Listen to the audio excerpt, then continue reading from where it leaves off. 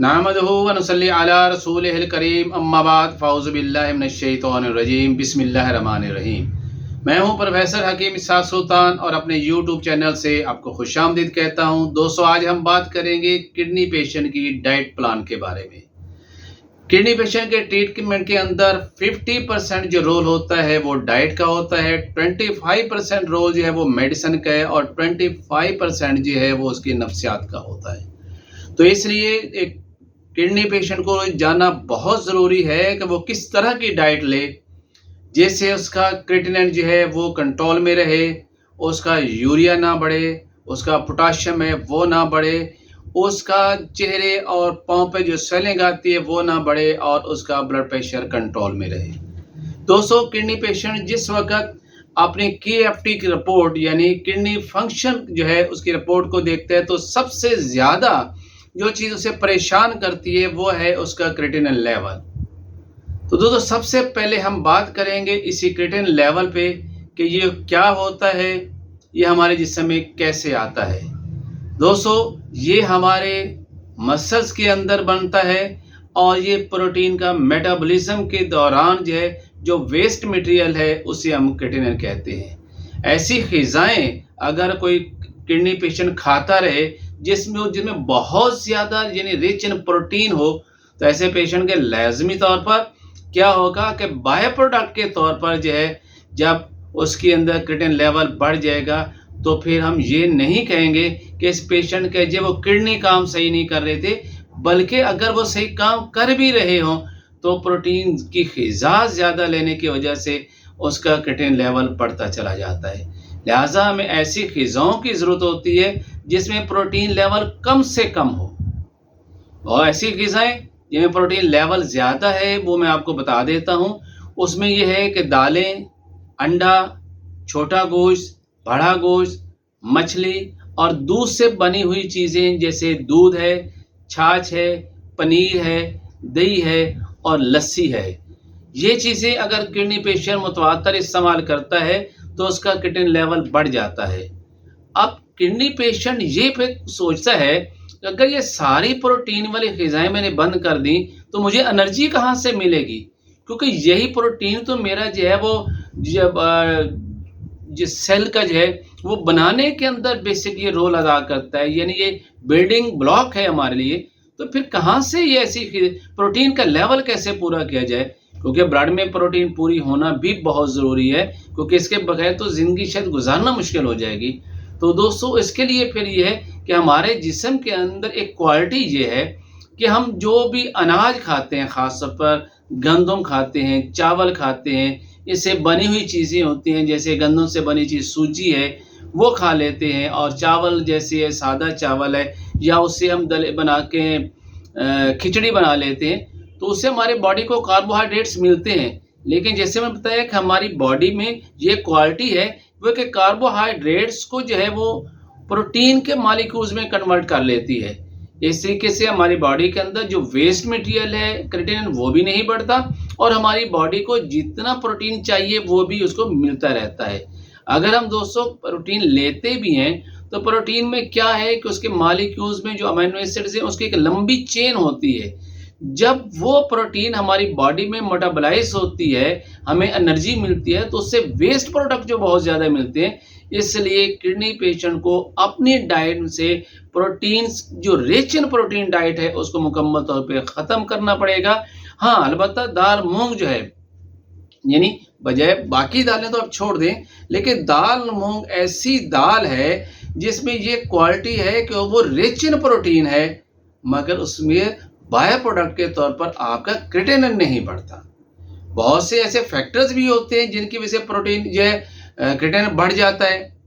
जैसे अगर एक शख्स है, उसका किडनी पेशेंट है और उसका लेवल 2 और 3 जा रहा है, अगर उसको टेम्परेचर होता है तो उसके मसल जो हैं वो भी हीटअप होते हैं, उसमें मेटाबॉलिज्म तेज़ हो जाता है और यकदम उसका क्रिएटिनिन जो है वो 3 से जंप करके 6 या 7 पे चला जाता है। इस अगर किसी पेशेंट को शिवरिंग हो रही है तो शिवरिंग में क्या होता है, मसल जो होते हैं उसका मेटाबॉलिज्म बढ़ जाता है। नतीजा क्या निकलता है कि उसका क्रिएटिनिन लेवल बढ़ जाता है। अगर कोई हार्ड वर्क करता है, हार्ड एक्सरसाइज करता है, ज़्यादा चलता है, तो तो उससे क्या होगा कि हमारे बॉडी का मेटाबॉलिज्म बढ़ेगा, हमारे बॉडी के जो मसल्स हैं उसके अंदर टूट फूट ज़्यादा हो जाएगी, जिसके नतीजे के तौर पर फिर इनका क्रिएटिनिन लेवल भी बढ़ जाएगा। इसलिए हमें इन तमाम चीज़ों से एहतियात करना चाहिए। पेशेंट के टेम्परेचर को नॉर्मल रखना चाहिए, पेशेंट को ज़्यादा जो है वो से हार्ड एक्सरसाइज नहीं करनी चाहिए, और ख़ास तौर पर जो है उसे ज़्यादा चलना नहीं चाहिए, उसे सर्दी से बचाना चाहिए। तो फिर किडनी पेशेंट हमसे ये भी सवाल करेगा, मैं कोई एक्सरसाइज नहीं कर सकता? जी बिल्कुल कर सकता है किडनी पेशेंट, लेकिन वो एक्सरसाइज जो बताइए उनसे बचना पड़ेगा। वो क्या है कि योगा बेहतरीन है उसके लिए, और ख़ास पर योगा में जब वो सांस की जो है वो इनहेल और एक्सेल की जो करता है, वर्जिश करता है, तो उसके लिए बहुत ज़्यादा बेहतर होता है। सपोज अगर यानी योगा करने से पहले उसके जो है ऑक्सीजन लेवल जो है वो 96-97 है, तो जब ये योगा करता है और बड़ा डीप ब्रीथ कर रहा होता है, तो उस वक्त उसका ऑक्सीजन लेवल जो है वो 97 से 100 को टच कर रहा होता है। ये जो 3% उसके अंदर ऑक्सीजन लेवल बढ़ता है, ये किडनी पेशेंट को जो नुकसान हो रहा होता है किडनी की खराबी से, उसको कंपनसेट करने के लिए ये बहुत बेहतरीन होता है। उसकी जो कमज़ोरी है, उसके अंदर जो नेक्स्ट उसके जो मसल्स के सेल्स हैं डेवलप होने होते हैं, तो उसके अंदर ये ऑक्सीजन जो है वो बेहतरीन रोल अदा करता है।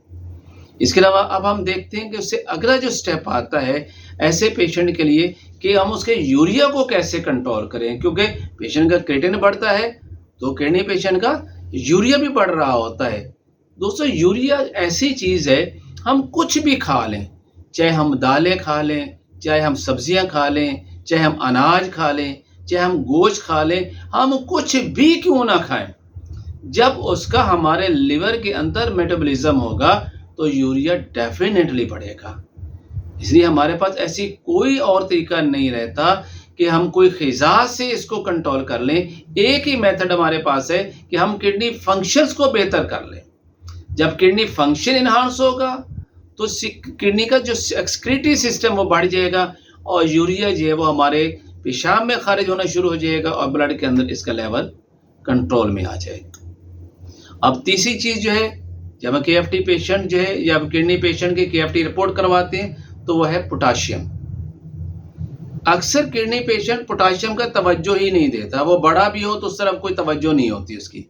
वो समझता है कि क्रिएटिनिन मेरे लिए ज़्यादा खतरनाक है, जबकि मैं आपको ये बताता हूँ कि पोटाशियम क्रिएटिनिन से भी ज़्यादा खतरनाक है। क्योंकि पोटाशियम जब तक तो नॉर्मल रहता है वो हमारे मसल्स को एनर्जी देता है, हमारे मसल्स की मूवमेंट जो है बड़े नॉर्मल तरीके से चलती हैं।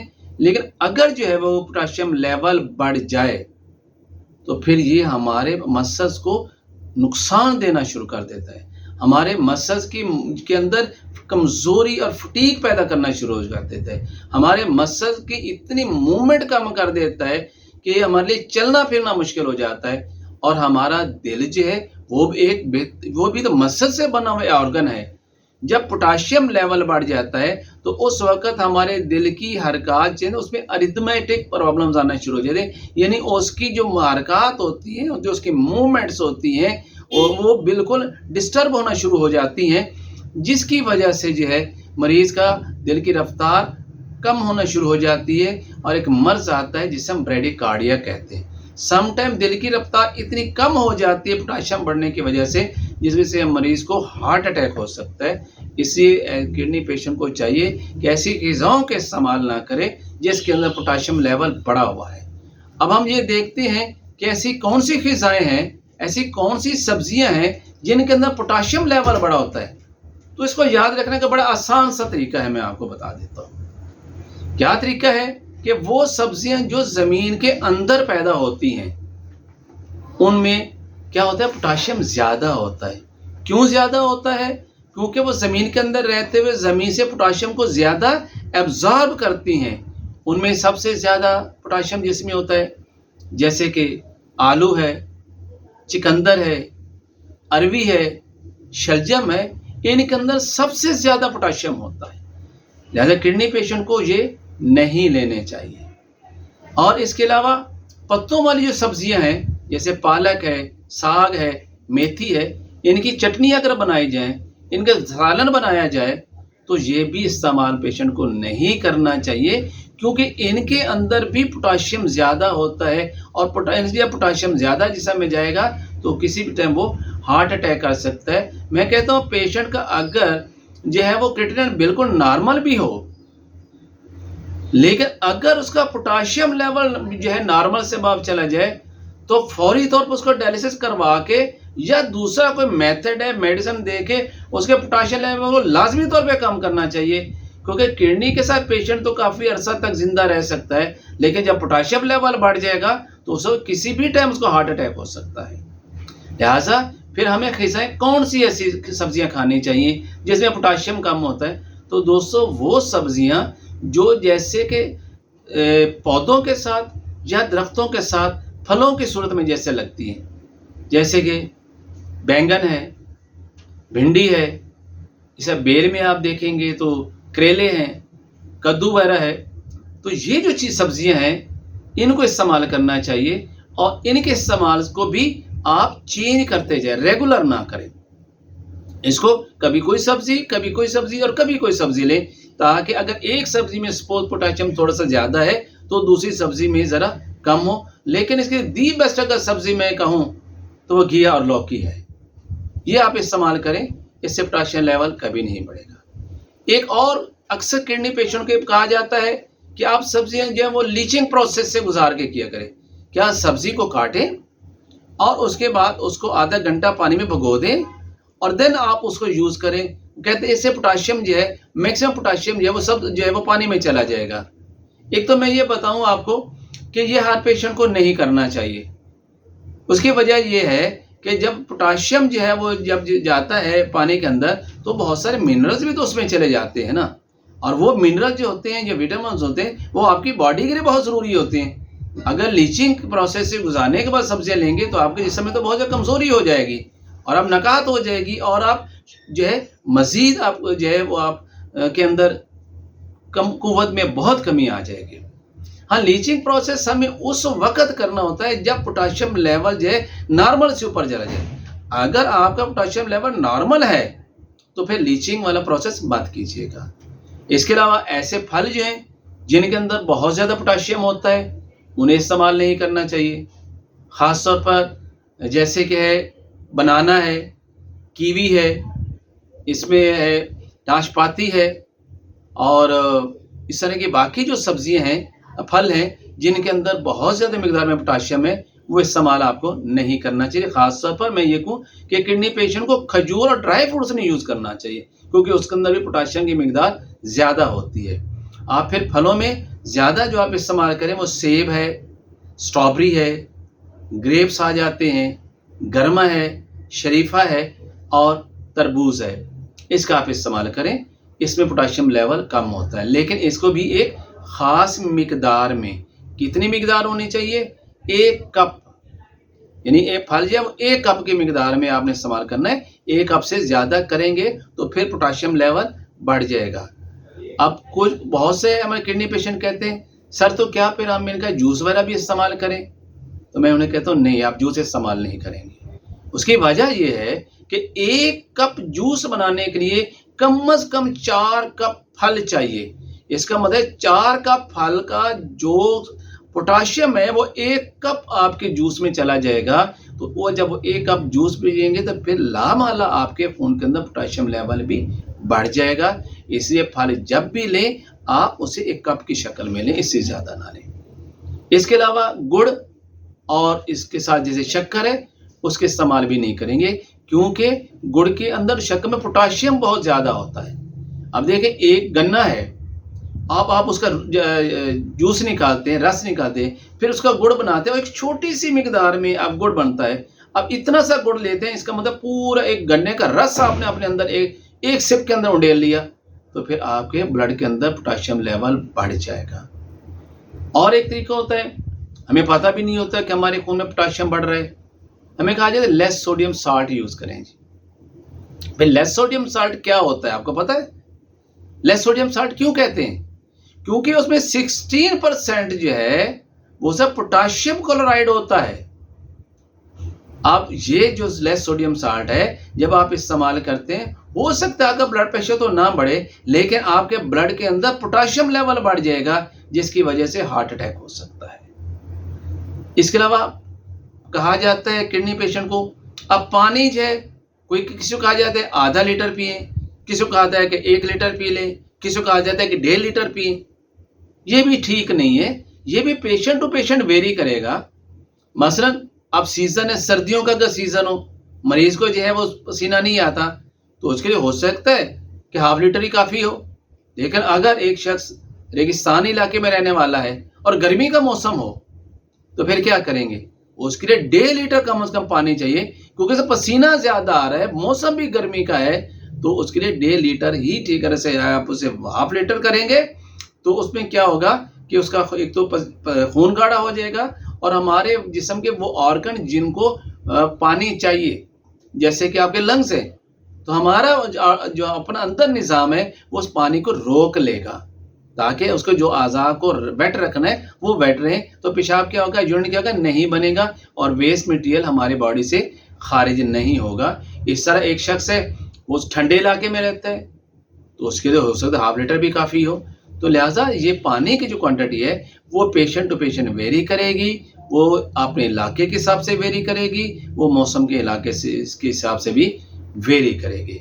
अब इसमें एक और चीज़ आ जाती है ब्लड प्रेशर।